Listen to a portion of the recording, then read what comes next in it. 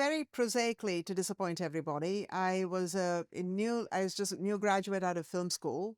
My husband was a new graduate out of law school, and he had a job at one of the big law firms in Los Angeles.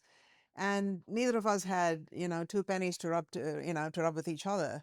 But what he had was a lot of credit card companies coming and offering him, wanting him to sign up with their credit card. So he said, "What if, what if we took a loan on the credit cards and you can create a film? How about you write something with one room, set just in one room with just two people, and I can fund that. And that way you don't have to run around with your script and begging this one to read it and that one to give you an opportunity.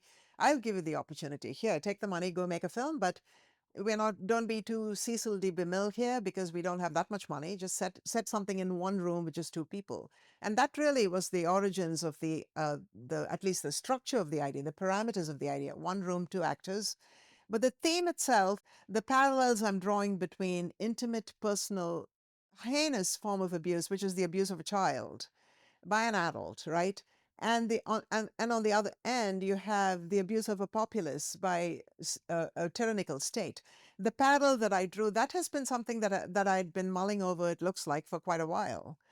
Power dynamics always interests me, Ever since my earliest years, I've always felt a very strong sense of self. And I also felt that that self had to be protected against whomever, against familial structures or against the tyranny of the school system that I was sent to, which was a very abusive school system. That myself had to be protected like one would guard a flame from a candle by putting protective hands over it. I had to guard myself. I had to protect myself. And having such a strong sense of self, I also felt a sense of identification with people whose individuality is threatened in any way, be it because they are different in terms of sexual orientation, or be it because they are different in terms of religion or race or whatever. That is something that I feel protective towards, and I'm deeply interested in the psychology of those who want to hound those people and try and break their spirit, break their back, so to speak.